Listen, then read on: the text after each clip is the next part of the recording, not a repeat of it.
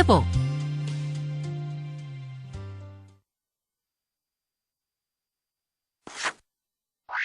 이번 시간에 여러분이 학습하실 학습 목표는 다음과 같습니다. 이번 시간의 내용을 학습하고 난 후 여러분은 회복과 재활의 개념을 실제적으로 이해하고 현실적으로 수용될 만한 수준의 목표와 기대를 정해 적극적으로 노력할 수 있습니다. 또한 관련된 정신보건 및 재활 전문가들에 대한 많은 정보를 얻고 자신이 필요한 점을 어떻게 표현하는지를 알 수 있습니다. 정신질환이 치유될 수 있다고 생각하십니까?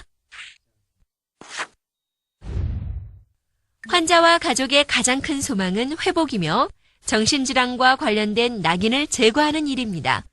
그러나 모든 사람들은 회복의 참 의미에 대해 나름대로 의견을 가지고 있습니다.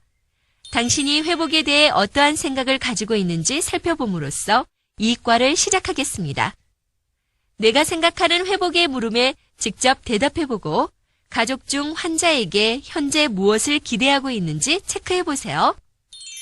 회복을 위한 우선 필수 요건에는 알맞은 약물 치료와 정신질환을 가지고 있다는 사실을 인식하고 자진해서 약을 복용하는 것이 우선 필요한 조건입니다. 또한 사회적으로 정신질환자에 대한 시선을 바꾸도록 노력해야 하며 가족 간의 화목한 관계, 수용적인 사회 또한 필요합니다. 이러한 회복을 위한 필요 조건은 저절로 생기지 않고 지속적으로 다음과 같은 노력을 할 때 이루어질 수 있습니다. 회복에 대한 전통적 관점. 일반 대중이나 환자 및 가족들, 의료진들이 흔히 갖고 있는 전통적인 회복의 관점은 서로 다른데요. 특히 일반 대중의 경우 정신질환에 대한 지식이 부족하기 때문에 다른 병과 달리 정신질환의 회복을 재발이 없는 것이라 생각하는 경향이 있습니다. 세계보건기구인 WHO는 건강을 단순히 병이 없어지거나 약해지는 것이 아니라 훌륭한 신체적, 정신적, 사회적 적응 상태라고 정의를 내린 것을 보면 일반 대중의 관점이 잘못된 것이란 사실을 알 수 있습니다. 회복에 대한 새로운 관점. 1970년대 등장한 재활모형은 증상의 경감보다는 정신장애인의 사회복귀를 보다 중요하게 생각하는 개념으로 병 자체보다 병의 결과를 극복하기가 더 어렵다고 가정합니다.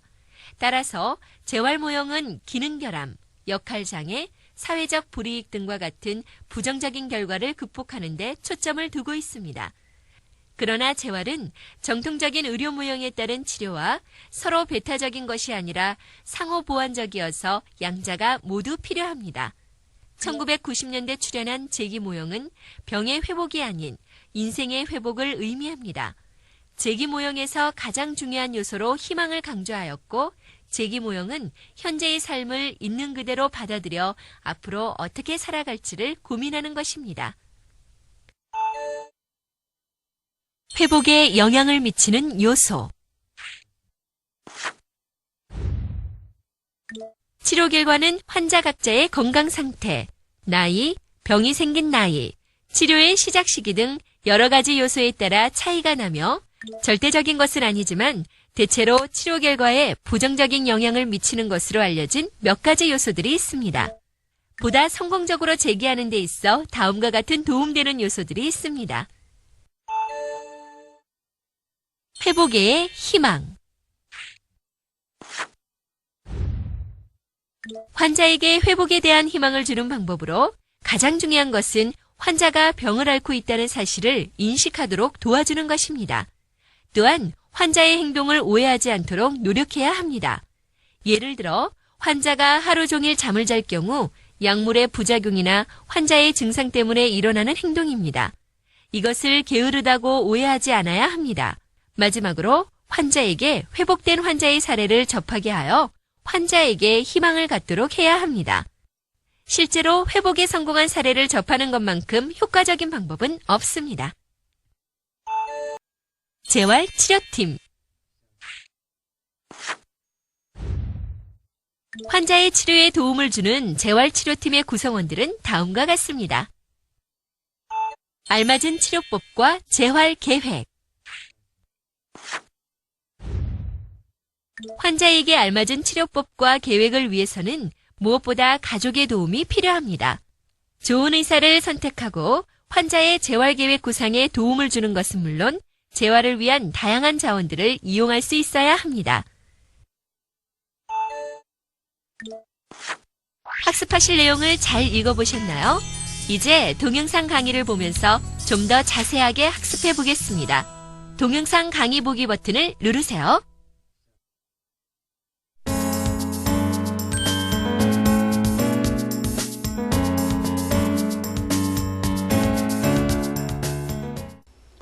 안녕하십니까. 가족과 함께하는 교육 프로그램 제6과 회복을 맡은 서영수라고 합니다. 정신질환이 치유될 수 있다고 여러분은 생각하십니까? 가족 여러분이나 환자분이나 모두 가장 큰 소망이 무엇인지 묻는다면 답은 아마도 정신질환과 관련된 편견 해소와 더불어서 오늘 함께 공부하시게 될 바로 이 회복이 아닌가 생각합니다. 그런데 실제 많은 분들이 각자 나름대로의 견해로 회복을 이해하고 있다 보니까 상당수에서 회복을 잘못 이해하고 따라서 적절한 치료를 받는데 어려움을 겪게 되는 경우가 많은 것 같습니다. 공부에 앞서서 오늘 이 강의를 듣는 여러분은 과연 회복에 대해 어떤 생각을 갖고 계신지 살펴보는 것으로부터 시작합시다. 여러분께서 생각하고 계신 회복에 대해서입니다. 먼저 두 가지 질문을 드리는 것으로 시작하겠습니다. 첫째, 여러분은 일반적으로 정신질환이 치유될 수 있다고 믿습니까? 또 얼마나 확률이 높다고 생각하십니까? 두 번째로, 여러분은 정신질환을 앓고 있는 여러분의 가족이 회복될 수 있다고 믿습니까? 또 확률이 얼마나 높다고 생각하십니까? 회복에 대한 설문조사를 한 어느 예를 보면 환자는 오히려 낙관적인데 반해서 오히려 가족이나 치료진은 회복에 대해 그다지 낙관적이지 못하게 여기는 것으로 나온 보고가 있습니다. 여러분은 과연 어떤 답을 체크하셨습니까? 혹시 확률이 낮다고 체크하진 않으셨습니까? 그렇다면 아마도 여러분들은 회복에 대해 부정적인 생각을 가지고 계시기 때문이겠죠. 그렇다면 오늘 이 강의를 통해서 여러분들이 회복에 대해 올바른 이해를 하고 보다 낙관적인 회복에 대한 생각을 갖게 되길 기대해 봅니다. 또 때로 일반적으로 정신질환자가 치유될 수 있다고 생각하면서도 내 가족 중에 정신질환을 앓고 있는 환자는 그렇지 못할 것이라 여기는 분들이 많이 계신 것 같습니다. 여러분은 어떠십니까? 그렇다면 아마도 혹 내 가족에 대해서는 기대치가 너무 높은 것은 아닌지 생각해 볼 필요가 있겠습니다. 다음은 다시 한 가지 질문을 드릴까 합니다. 여러분은 정신질환을 앓고 있는 여러분의 가족에게 현재 무엇을 기대하고 계십니까? 어떻습니까? 여러분들은 아래 여러 가지 항목 중에서 어느 항목 쪽에 체크를 하시겠습니까? 어느 쪽에 더 치우쳐 있습니까? 지금 여기서 체크한 내용들을 잘 기억해 두셨다가 오늘 강의가 끝난 후에 다시 한번 생각해 보시고 비교해 보실 필요가 있겠습니다. 만약에 기대치가 높다거나 현실적이지 못하거나 현재 환자에게 적합하지가 않다면 앞으로는 보다 현실적이고 환자의 현재 상태에 적합한 수준의 목표와 기대를 정해서 정하는 것이 바로 회복에 이르는 길에 부합한다 하겠습니다.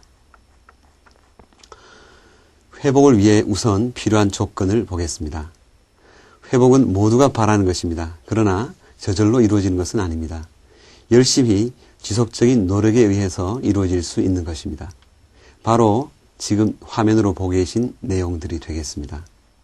특히 1번, 2번, 4번 항목의 내용들은 오늘 이 시간 이후로 회복에 대해 좀 더 잘 이해하고 노력한다면 여러분께서 충분히 개선하고 실천할 수 있는 부분이라 생각이 됩니다. 그리고 또 한 가지, 특히 안정되고 사회 복귀를 한 이후에도 적절한 약물 치료를 소홀히 하지 않고 담당 선생님과 충분히 상담을 할 필요가 있다는 것을 잊지 않으셔야 되겠습니다. 다음은 회복에 대한 전통적인 관점들, 그리고 이어서 새로운 관점들을 살펴보는 시간을 갖겠습니다. 이제 본격적으로 회복에 대한 개념을 공부하게 되시겠는데요. 그 전에 먼저 잠깐 소개해드리고 싶은 문구가 있습니다. 세상에 심신의 장애는 있어도 일에 대한 장애는 없다. 이 말씀을 남긴 분은 1965년에 설립된 일본의 유명한 장애인 작업장인 태양의 집을 창설하신 분입니다. 일본 전역에 4군데의 태양의 집을 운영하면서 전체 직원 1600명 중에서 1200여 명을 장애인으로 두고 있다고 하는데요. 어쩌면 오늘 회복에 대한 강의 내용을 가장 함축적으로 잘 표현하고 있는 말이 아닌가 생각합니다. 그렇습니다. 우리에게 비록 병을 만나서 증상과 후유증으로 인한 기능장애가 남아있다 할지라도 사회 속에서 할 수 있는 역할마저 사라지는 것은 아닌 것입니다. 어쩌면 결론이라 할 수 있는 이 말을 가슴 속에 새기면서 오늘 회복에 대한 공부를 해나가도록 합시다. 먼저 회복에 대한 전통적인 관점들을 살펴보시겠습니다. 여기서 여러분들은 일반 대중이나 환자 및 가족들 그리고 의료진들이 흔히 갖고 있는 전통적인 시각을 비교해 보시게 될 텐데요. 정작 여러분 자신은 지난 경험을 돌아볼 때 이들 시각과 어떤 점에서 비슷한지 비교해 보시면 좋을 것 같습니다. 요약해 보면요. 일반 대중의 관점에서 보면 이렇게 요약할 수 있겠습니다. 회복되었냐? 그럼 더 이상 진료도 필요 없고 약도 안 먹어도 되겠네. 그렇다면 재발도 없고 보기에도 멀쩡한 게 다른 사람들과 차이도 나지 않겠네. 라고 말입니다. 환자나 가족들의 관점에서는 회복이 되었냐? 그럼 아프기 전 상태로 돌아가서 예전에 하던 것도 그대로 잘할 수 있고 더 이상 약 먹을 필요도 없어졌겠네 라는 뜻으로 요약할 수 있습니다.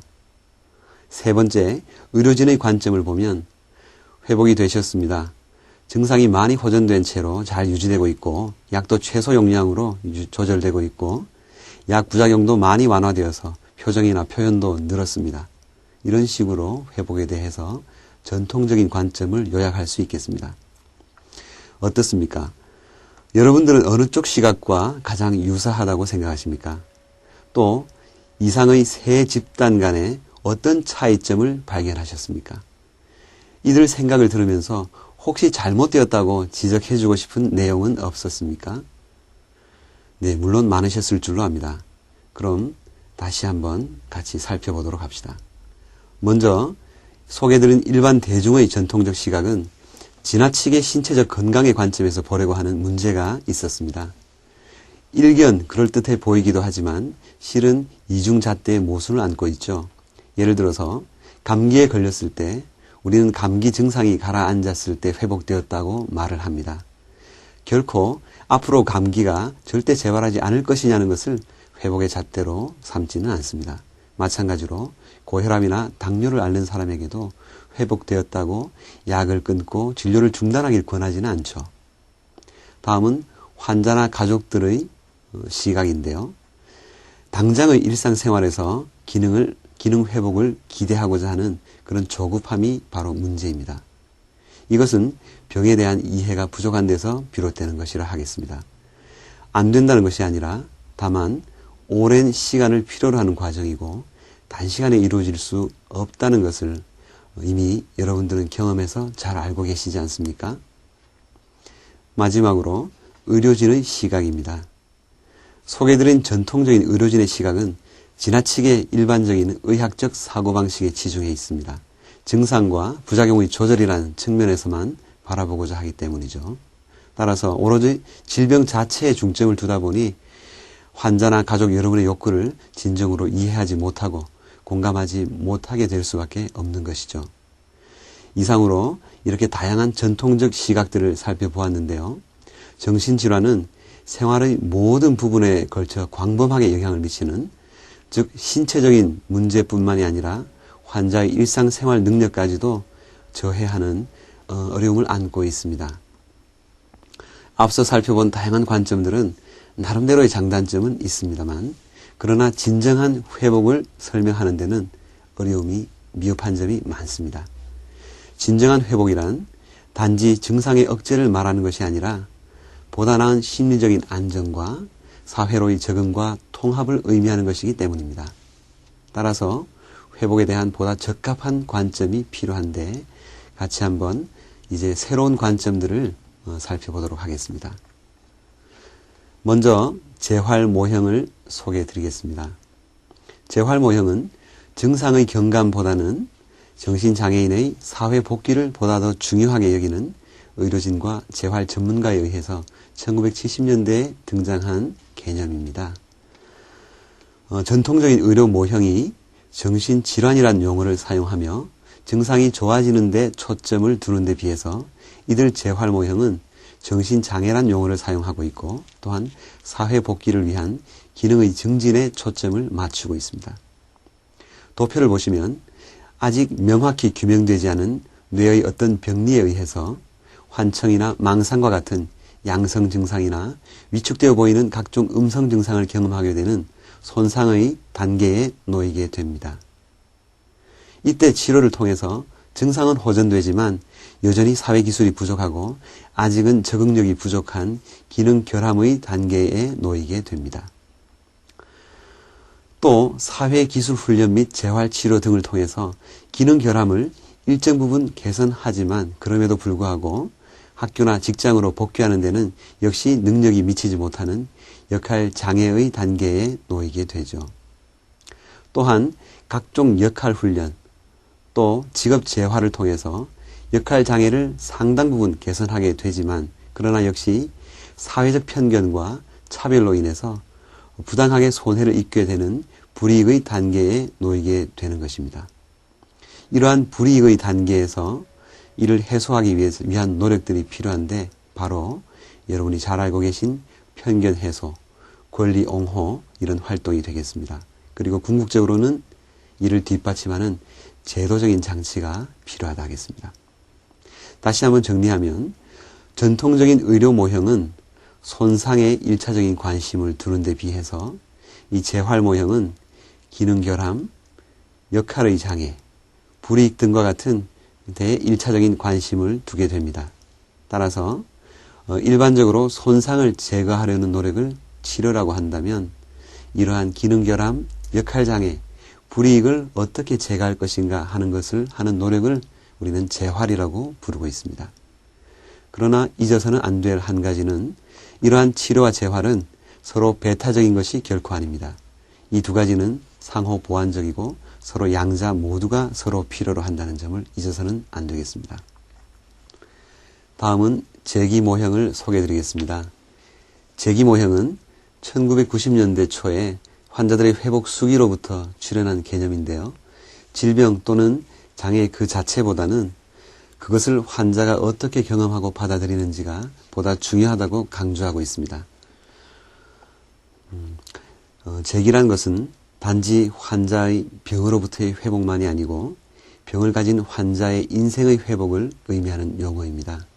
재기 모형에 따르면 환자가 단순히 질병 또는 장애로부터 고통받고 있는 존재가 아니라 질병 또는 장애로 인해 변해버린 자신의 인생을 두고 투쟁하고 있는 존재라는 것입니다. 어떤 환자는 평생을 좌절과 절망 속에서 살아갑니다. 그러나 또 다른 환자는 좌절과 절망 속에서도 이전과는 달리 경험을 해나가게 됩니다. 즉, 질병과 장애로 인해서 변해버린 자신의 인생을 받아들이고 질병과 장애라는 결함, 걸림돌 속에서도 새롭고 가치 있는 인생을 살 수 있다는 가능성을 발견하게 되는 것이죠.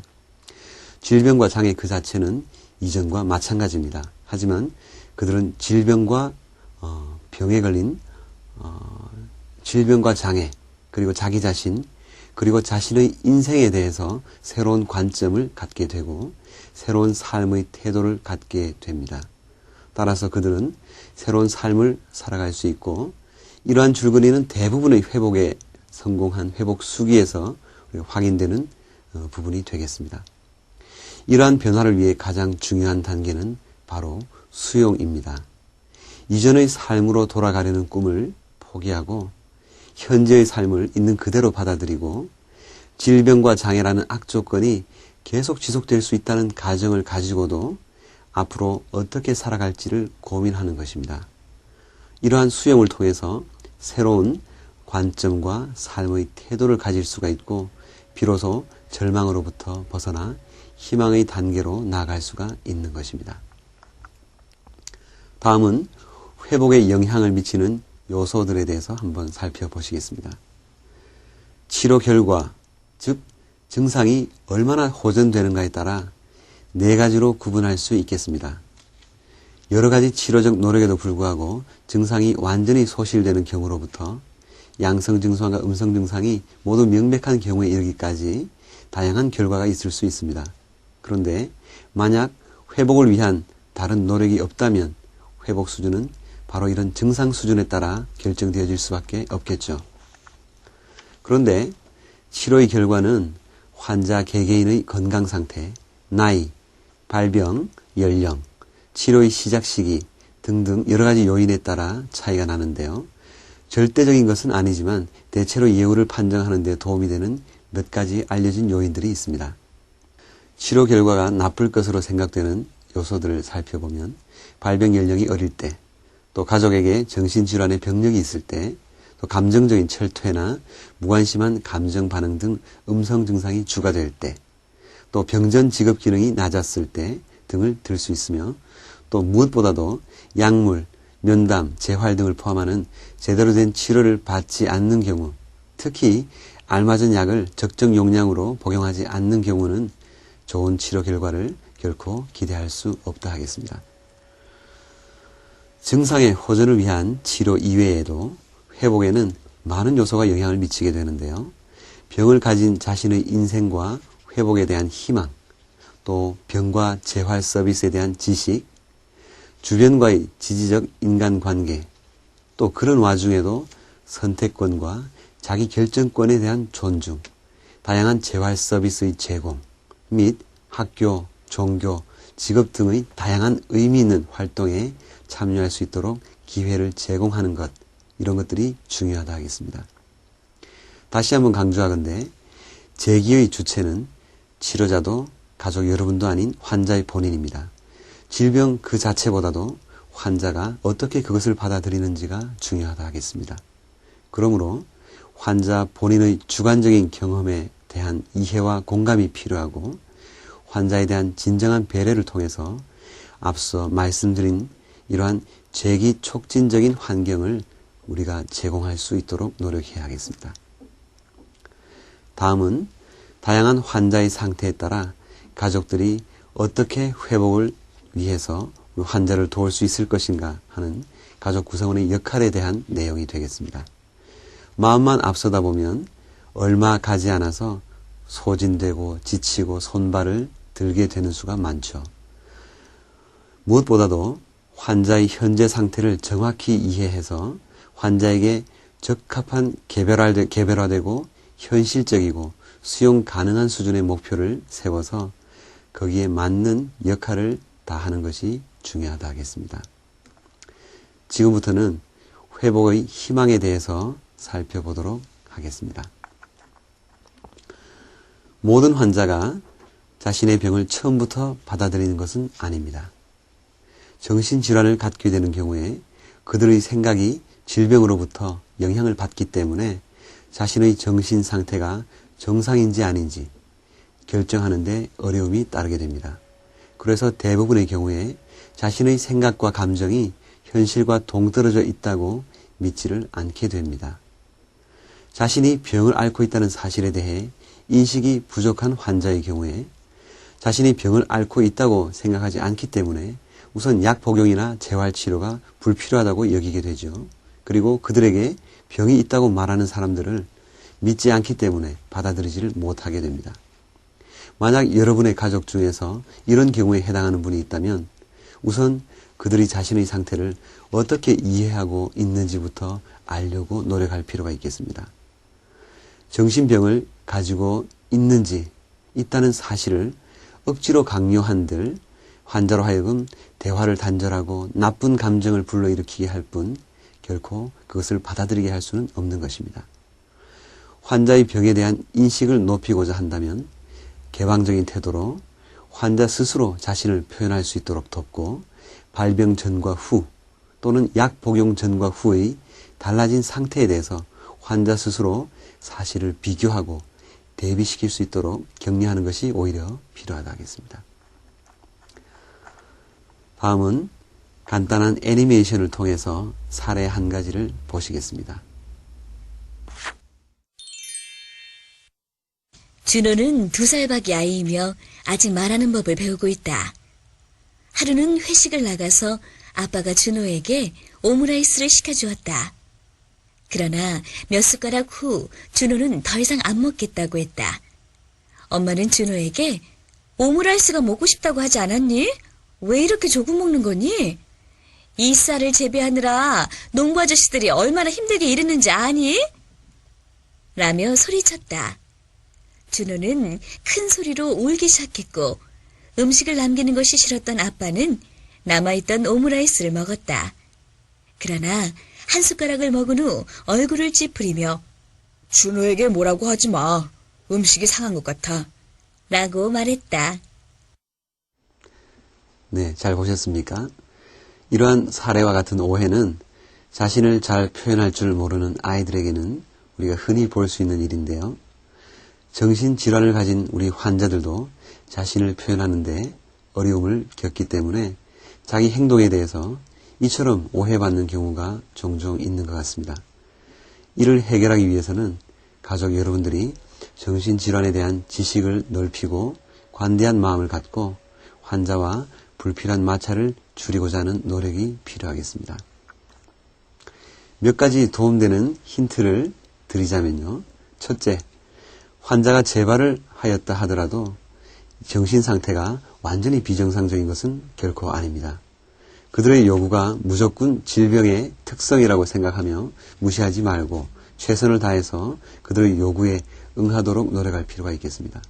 두 번째로, 보통 사람처럼 배우고 일하고 생활할 수 있도록 환자에게 최선을 다하는 것입니다. 그들의 생각이 정신병으로 영향을 받고 있다는 이유만으로 그들의 모든 요구사항이 이성적이지 못하고 현실성이 없다고 생각해서는 안 되겠습니다. 셋째, 환자의 비정상적인 행동과 습관을 이해하도록 노력해야 하겠습니다. 그럴 때 왜 그렇게 행동했는지 물어보고 이해하도록 노력해야겠습니다. 넷째로, 환자의 요구사항이 이치에 맞지 않는 경우가 있어도 끈기 있게 이유를 설명해 줄 필요가 있습니다. 요구사항을 무시하거나 비웃지 말고 설명해 줄 필요가 있겠습니다. 다섯 번째로는 규칙적인 삶을 살아갈 수 있도록 사회관계를 유지하고 지역사회 활동에 참여할 수 있도록 돕는 것입니다. 다음은 회복된 환자의 사례를 접하는 순서가 되겠습니다. 환자들은 자신과 같은 정신질환을 가지고도 모범적인 삶을 살았던 사람 또는 현재 그러한 삶을 살고 있는 사람이 있는지를 궁금해합니다. 이들에게 그러한 사람이 있다는 사실을 알려주는 것은 매우 중요합니다. 실제 직접 회복에 성공한 사례를 접하는 것만큼 효과적인 방법은 없는 것 같습니다. 그래서 화면으로나마 여러분에게 실제 회복의 성공 사례를 소개해드리고자 제가 주변에서 보고 있는 실제 일어나는 회복의 사례들을 촬영해서 화면에 담아 보았습니다. 그럼 여기서 잠시 함께 회복 사례들을 보시도록 하겠습니다. 정신질환, 과연 치유될 수 있는가? 정신장애를 안고 살아가는 환자와 가족의 가장 큰 소망은 바로 회복이며 정신질환이라는 말에 늘상 꼬리표처럼 따라다니는 사회적 낙인으로부터 벗어나는 것이다. 이들 정신장애인들에게도 회복이라는 게 있다면, 회복이란 게 가능하다면 어떤 모습을 의미하는 것일까? 더 이상 재발을 경험하지 않아야만 하는 것인가? 일상생활에 아무런 지장을 주지 않게끔 병전 상태로 똑같이 돌아가는 것인가? 혹은 수술 상처가 치유되는 것처럼 완전히 깨끗하게 나아서 더 이상 약을 먹지 않아도 되고 의사의 진료가 필요 없는 때라야 비로소 회복이 되었다고 말할 것인가?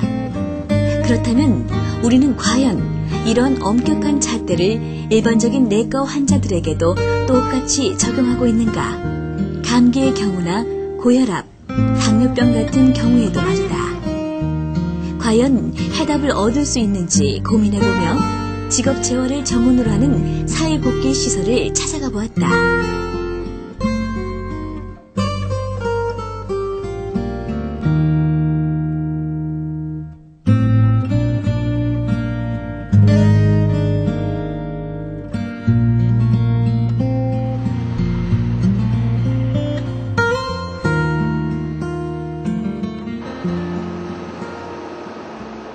이곳에서 일하는 직원들은 작업 지도원 한 사람을 제외하고는 모두 정신장애인이다. 제빵 기능사 자격을 취득하고 이곳에서 일하고 있는 그들을 만나보자. 빵을 계속 만들면서 빵 모양도 계속 예뻐지고 실력이 자꾸 느는 것 같아서 재밌고요. 제가 만든 빵을 다른 사람들이 맛있게 먹어주니까 행복하고 보람 있습니다. 맨 처음에 저는 일을 안 할 때는 상당히 내가 어떤 사람이고 내가 진짜 어떻게 살고 있는지 잘 몰랐는데 일을 하면서 많은 반성과 내가 이렇게 살아서는 안 되고 내가 얼마나 부모님들에게 의존을 하며 살았는지 깨닫게 되었습니다. 일을 하면서 스스로 독립할 수 있는 경제적으로나 정신적으로 독립할 수 있는 기반이 마련되었고 나를 도와준 여러 사람들에 대해서 지금은 많은 감사를 느끼며 생각하고 있습니다. 일을 하면서 여성들이 하는 일이라고 생각을 했는데 하면서 남자도 진짜 이 일을 보람있게 할 수 있구나 하는 그런 감정을 가지게 되었습니다. 건설업을 하다 보니까 저희가 병원 쪽 일을 많이 합니다. 그렇게 하다 보니까 일단 세상이 접해 봐야지 호불호를 알 수 있듯이 접하다 보니까 심각한 문제가 아니라 생각도 들고 거기다가 또 우리 박경도 쌤하고 또 부원장님께서 아무런 문제가 없다는 그런 말씀을 저한테 또 상담도 해주시고 이러는 바람에 저희가 또 믿을만한 그런 신뢰감을 저한테 주셨기 때문에 그러니까 저희한테 대한 그런 직원들을 채용해도 무방하다는 그런 믿음하고 신뢰 때문에 저희가 막 쉽게 채용을 할 수 있었던 것 같습니다. 큰 범주에서 보면은 단순 반복 작업이지만 계속 상황도 변하고 장소도 변하고 이게 변하고 그게 제일 사실은 우리 일하는 우리 직원들도 힘들어요. 만수 씨도 그렇고 재훈 씨도 그렇고 재훈 씨도 그렇고 그게 힘들어요. 다시 또 여기 취직해가지고 다른 지가 아마 올해 1년 한 4개월 되거든요. 한 1년 6개월 됩니다. 연마당에서 인생 수업을 1년 6개월 동안 받고 사회기술을 위한 무슨 또 각종 프로그램에 참석해가지고 거기서 또 되게 인연이 돼가지고 대인관계 사람 대하는 게 힘들더라고요. 그래서 처음에는 마음속으로 참 눈물도 많이 흘렸습니다. 근데 하다 보니까 그래도 다 적응하게 돼 있고 자관 열심히 하려고 최선을 다해 했거든요. 죽을 똥 살똥 했으니까. 그 전에 직장생활은 굉장히 오래 전에 했었거든요.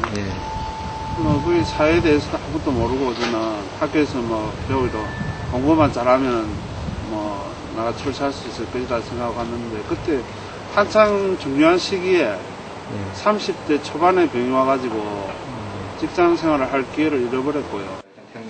이장애인 친구들이 하는 것 이상으로 자기가 주어진 일에 어떨 때 상황이 좀 안 돼서 못할 때도 있지만 그런 걸 제외하고는 너무나 잘하고 다른 사람들은 이해타산적으로 그런 생각을 하는데 쉽게 이직률도 쉽게 할 수 있는데 또 이런 분들은 이직률이 쉽지도 않아서 그런지 모르겠지만 제가 볼 때는 일을 주어진 일에는 누구보다 성실하고 또 이제는 이제 시간이 좀 지나면서 자기 일을 자기가 찾으려고 하는 그런 능동적인 면도 보이고 해서 저로서는 감사하게 생각합니다. 정말 달랐습니다. 일단은 급여 한 달에 100만 원, 한 달에 돈이 역시 그렇더라고요. 최고더라고요. 급여가 그러니까 한 달을 집에서 놀다가 백수로 놀다가 한 달에 100만 원 받으니까 굉장히 돈을 많이 버는 것 같아요. 제 생각할 때는 남들이 보면 많이 벌지는 않은 것 같은데 제가 볼 때는 100만 원씩도 참 제 개인한테는 소중한 그런 수입이고 그걸로 해가지고 이제 사고 싶은 것도 사고 텔레비도 새로 사고 비디오도 새로 사고 그 다음에 이제 명절 때 조카들이 오면은 용돈 주고 이러니까 조카들이 있어 좋아하더라고요. 다 좋은데 이제 돈을 좀 모아가지고 결혼을 해야 되겠다 이렇게 생각하고 있습니다. 네. 저희 부산센터는 정신장애인의 직업훈련을 전문적으로 담당을 하고 있고요. 지금까지 총 한 50분 정도의 정신장애인분이 저희 센터에 들어오셔서 교육을 받으시고 직업을 가지셨습니다. 성공률은 생각보다 많이 높고요. 83% 정도 되는 성공률을 지금 현재 보이고 있습니다. 직업능력개발센터에 입소하기 전에는 반드시 작업훈련 평가를 실시한다. 스타벅스 부산대학교 점에 가면 장애우 파트너라는 이름표를 달고 일을 하고 있는 자랑스런 정신장애우가 있다. 정신장애인이 교육과정을 마치고 바리스타가 되는 것은 그다지 어려운 일이 아닐런지도 모른다. 그러나 서비스 직종을 위한 도전은 결코 쉬운 일이 아니다. 여러 가지 어려운 과정을 거쳤지만 지금도 열심히 출근하고 있는 혜진 씨는 직원들과 잘 어울리기 위해 쉬는 날이면 떡볶이를 사서 스타벅스 매장을 방문한다. 이런 혜진 씨를 통해 직원들은 정신장애인에 대한 편견으로부터 자유로워지는 마음의 풍요를 얻는다.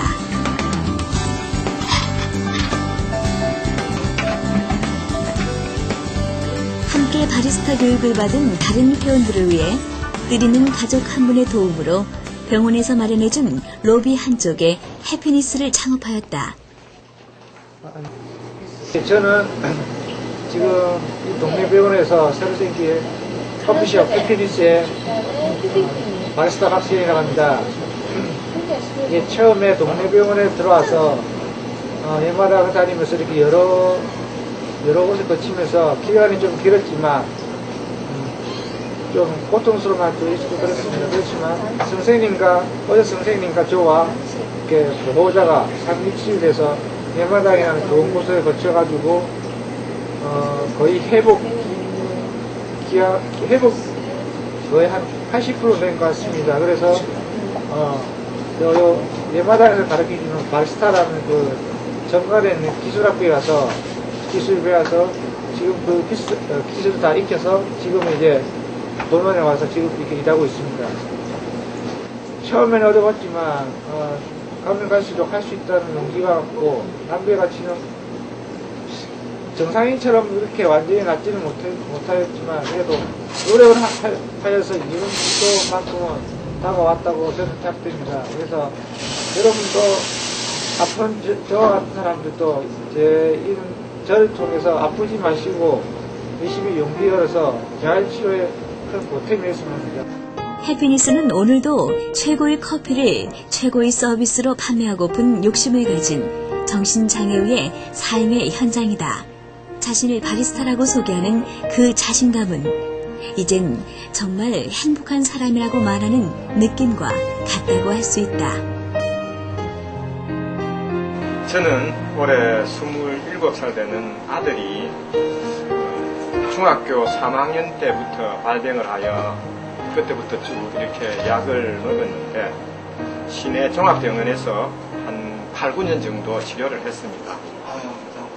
네, 그 치료를 하는 중에 입퇴원을 몇 번 반복을 하고 그래 하다가 애가 하도 공격적이고 또 폭언, 폭행 이래서 저희들이 도저히 감당을 할 수 없을 것 같아요.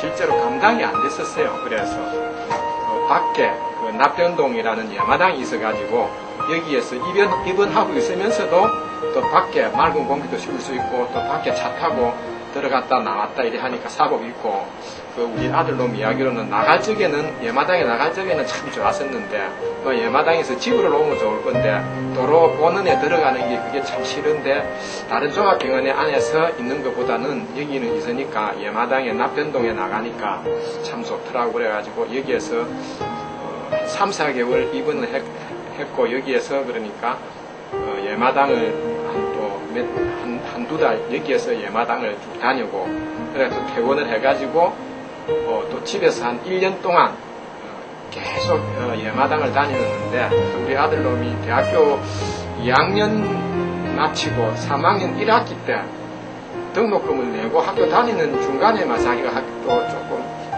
자기가 힘들어 해가지고 우리가 저희들이 도저히 감당이 안 돼가지고 게 아니고 또 치료를 하고 그래서 지금은 복학을 해가지고 공부도 아주 열심히 잘하고 또 복학해가지고 1년 학교 다니다가 지금은 이제 4학년 2학기 한 학기 남겨놓고 자기가 또 자기 나름대로 다른 개발도 하고 공부를 해야 되겠다 이래가지고 집에서 있는데 하루에 매일 운동도 하고 지금은 뭐 공격적인 그런 행동도 전혀 하지도 않고 정말 제가 우리 아들놈이 중학교 3학년 때 발령해가지고 지옥 같은 생활을 한 8, 9년 했는데 지금은 정말로 참 행복하게 그렇게 살아가고 있습니다.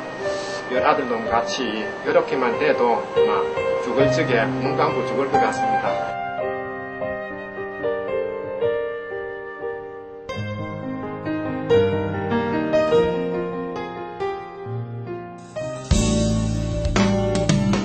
정신장애인의 회복은 사회 구성원으로서 살아갈 수 있을 때 우리가 병을 가지고 있음을 부끄러워하지 않고 병을 알리고 함께 나누며 사회적인 낙인으로부터 스스로 벗어나 사회에 복귀하여 사는 것이 아닌가 하는 생각을 해봅니다.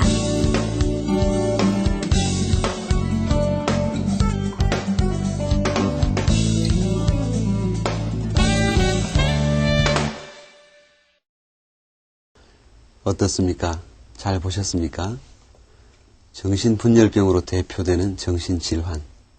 1911년 스위스의 정신의학자 유겐 블로일러가 현상을 관찰하고 정신분열병이라고 이름을 붙인 데서부터 아마도 이 편견과 멍해는 시작되었는데요. 이러한 정신질환으로부터 회복에 대해서 여러분들은 어떻게 생각하십니까? 러셀 크로가 역을 맡았던 존 내쉬 천재 수학자의 인생을 그린 뷰티풀 마인드를 혹시 보셨습니까? 존 내쉬는 천재 수학자로 노벨 경제학상을 수상한 실존 인물인데요. 정신분열병을 앓았던 분으로 잘 알려져 있습니다. 여러분들은 모두 이러한 회복을 꿈꾸고 계시겠죠. 모두들 기적을 바라지만 막상 내 주변에 일어나는 기적을 보지 못한다는 말처럼 우리들 또한 주변에 많은 회복의 성공 사례들이 있습니다만 볼 기회가 적기도 하거니와 또한 보려고 하지를 않는 경향이 있는 것 같습니다. 오늘 이 강의를 듣고 계신 여러분의 가족도 회복에 성공하게 된다면 기꺼이 드러내고 축하받고 또 주변의 여러분들의 회복에 희망을 전해주시길 개인적으로 기원합니다. 다음은 재활치료팀에 대한 소개를 하겠습니다.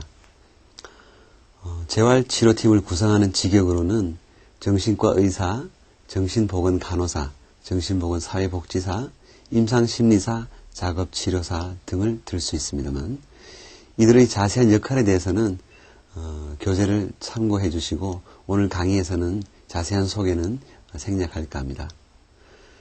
끝으로 소개해드릴 내용은 알맞은 치료법과 재활 계획입니다.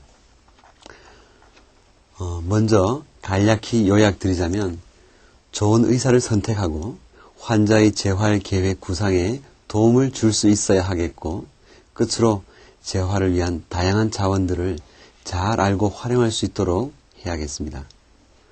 여러분들께서 좋은 의사를 선택하는 데 있어서 의사가 좋다, 나쁘다 라고 말하는 것은 다분히 주관적입니다만 이를 믿고 비싼 의료 치료비를 받는다고 해서 반드시 좋은 의사라고 할 수는 없습니다.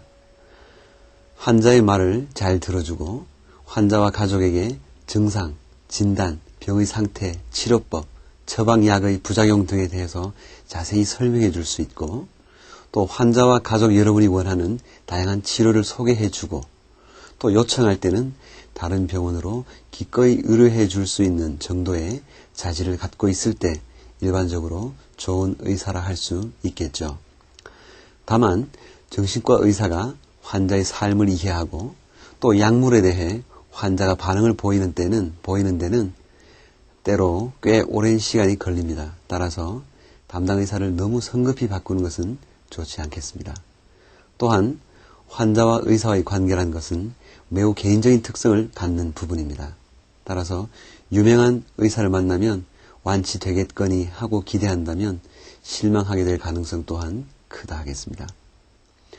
환자의 한 가지 믿을 만한 요령을 소개해드리자면 치료비를 비교해서 좋은 의료 서비스를 찾기보다는 오히려 입소문으로 난 평판이 더 믿을만한 경우가 많다고 말씀드릴 수 있습니다.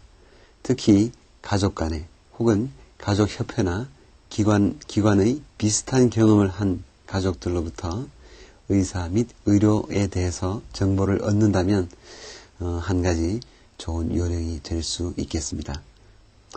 가족들은 환자가 최상의 치료와 재활 서비스를 받을 수 있도록 관련 치료진들에게 환자를 위한 포괄적인 재활 계획을 수립하였는지 또 이러한 계획들의 세부 사항과 절차에 대해 담당 치료진에게 물어보아야 하겠습니다. 재활 계획은 마치 지도와도 같습니다.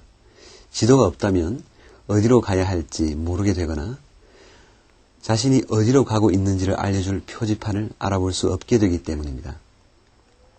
환자와 가족이 어떤 기대를 가지고 있다면 이를 치료진에게 적극적으로 알려야지 치료진은 그것을 이해하고 요구에 맞추기 위해서 보다 고민하고 계획을 세우게끔 될 것입니다. 재활을 위한 다양한 자원들이 있습니다. 정신보건센터는 각 지역의 보건소에서 직접 운영하거나 대개는 의료기관에 위탁해서 운영을 하게 되는데요. 지역사회에 거주하는 정신질환자를 발견하고 치료, 재활, 사회복귀를 돕기 위한 가정방문, 낮 프로그램 서비스를 주로 제공하는데요. 거의 무료에 가까운 최소한의 비용으로 이용할 수 있는 그런 장점이 있습니다. 또한 저렴한 비용으로 이용할 수 있는 다양한 목적의 사회복귀 시설이 있는데요. 생활훈련시설의 경우에는 가정에서 일상생활에 지장이 있는 환자들을 위해 일상생활에 적응할 수 있도록 훈련 프로그램을 제공합니다. 작업훈련시설의 경우에는 사회에서 고용하기 힘든 환자가 자활할 수 있도록 작업훈련을 제공하고 또 직업을 알선해서 사회복귀를 돕게 됩니다. 종합훈련시설의 경우에는 앞서 말씀드린 이 두 가지를 기능에 따라 병행할 수 있도록 하는데 입소를 하게 되면 주거를 하면서 훈련을 받을 수도 있겠습니다. 주거시설은 정신질환으로 인해서 가정에서 생활하기 힘든 환자들을 위한 시설인데요. 10인을 초과할 수 없고 공동으로 아파트나 주택에서 거주하면서 낮 시간에는 재활치료시설의 프로그램을 참여하고 직장에 나가고 퇴근 후에는 여러 가지 시설 내의 프로그램에 참여하게 됩니다. 낮병원은 정신의료기관에서 급성기 치료를 받고 퇴원한 후에 사회 적응을 위해서 낮 동안 기본적인 생활훈련을 받을 수 있는 곳인데요.